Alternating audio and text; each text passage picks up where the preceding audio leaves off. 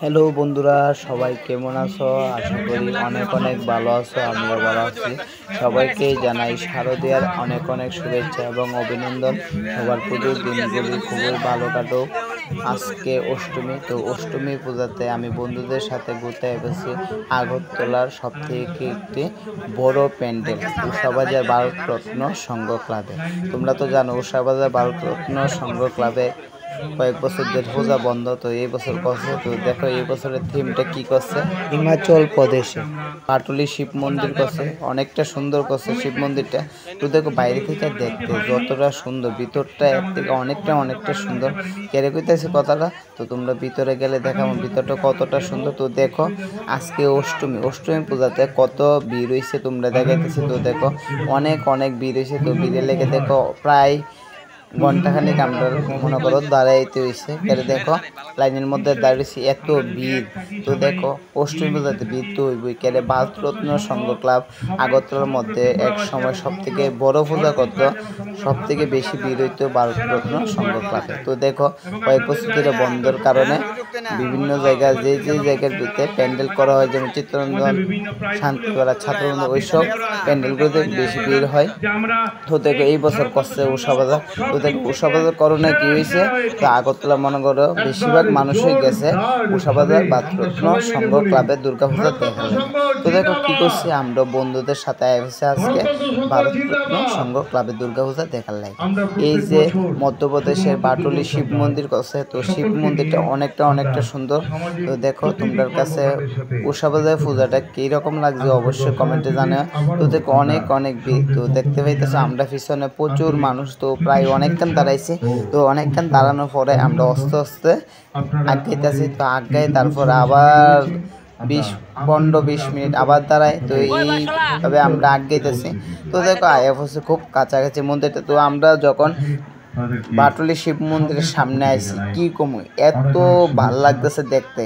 তো দেখো সামনে দিকে দেখতে এত সুন্দর, কি কমু। দেখো অনেকে মোবাইলে ভিডিও করছে, তো মোবাইলে ভিডিও দেখছি, কিন্তু আমরা যখন সামনে দেখছি এত ভাল লাগতেছে, এত সুন্দর করছে, কি কমু অনেক সুন্দর। তো তোমরা কে উষাবাজার ভারতরত্ন সংঘ ক্লাবের দুর্গাপূজা দেখতে আইছো অবশ্যই কমেন্টে জানায়। আর যারা আইছো না তারা অবশ্যই উষাবাজার ভারতরত্ন সংঘ ক্লাবের পূজাটা দেখা যায়। তো দেখো ভিডিওটা কয়েকদিন আগের আসছিল, তো দেখো এডিট করতে দেরি হয়েছে গা।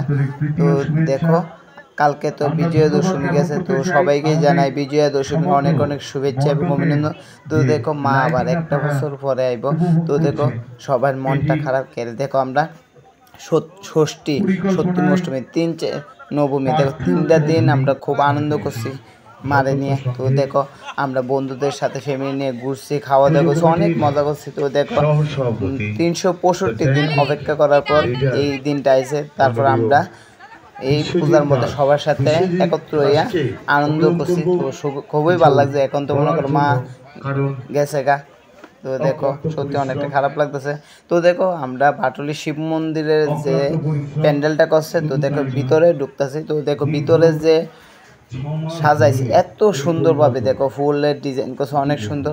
তো ভিতরে এতে কি এত সেরা করছে। দেখো উষাবাজার ভারতরত্ন সংঘ ক্লাবে এবারে থিমটা অনেকটা ভালো লাগছে। তো দেখো ভিতরে এদিকে শিবের মন্দির, ভিতরে দেখো শিব আর শিব, দেখো দুর্গাটা অনেকটা সুন্দর। তো দেখো উপরে যে ডিজাইনগুলি অনেকটা সুন্দর হয়েছে।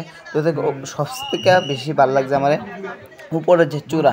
তো দেখো চূড়ার যে ডিজাইনটা কীরকম হয়েছে। তো দেখো সেরা লাইটিংটা কী কম অনেকটা সেরা। উপরের ডিজাইনটা আমার কাছে অনেকটা ভালো লাগছে। তো তোমাদের কাছে কেমন লাগছে অবশ্যই কমেন্টে জানাও। তো দেখো আমি উপরের ডিজাইনটা অনেকক্ষণ দেখছি, কেরে এত ভালো লাগছে উপরের ডিজাইনটা। দেখো ভিতরে বাইরে থেকে দেখতে মন্দিরটা এত ভাল লাগতেছে।